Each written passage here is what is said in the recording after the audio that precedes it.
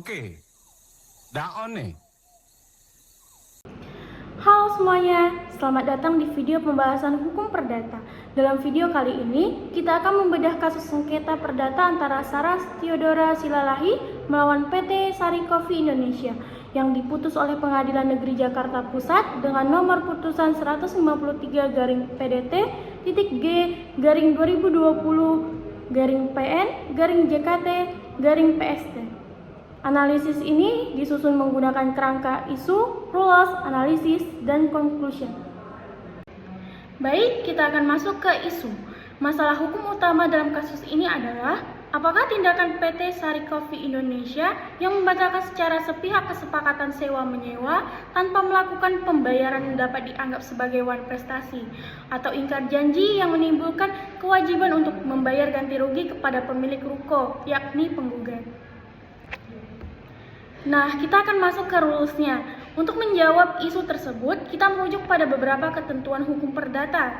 Yang pertama, ada pasal 1320 KUH Perdata yang mengatur syarat sahnya suatu perjanjian, kesepakatan, kecakapan, objek tertentu, dan sebab yang halal.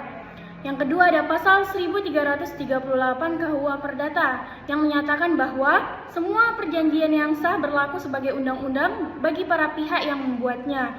Yang ketiga ada pasal 1243 KUH Perdata yang menjelaskan tentang wan prestasi, yaitu kegagalan dalam memenuhi suatu kewajiban dalam perikatan.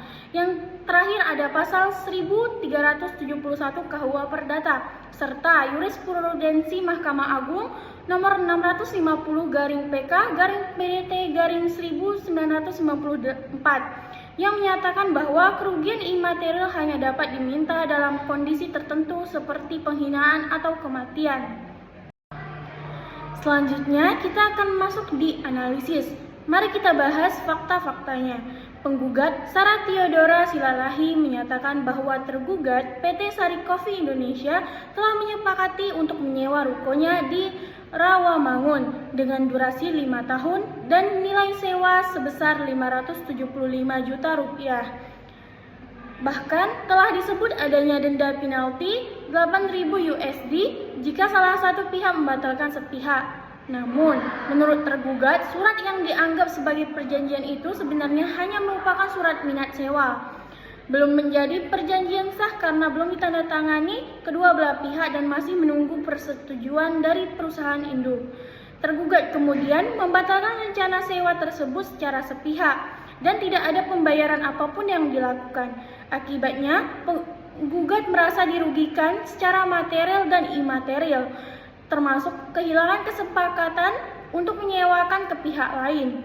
Dalam persidangan, hakim menilai bahwa tidak ada perjanjian sewa-menyewa yang memenuhi syarat pasal 1320. Surat minat tidak bisa dijadikan dasar mengklaim wan prestasi.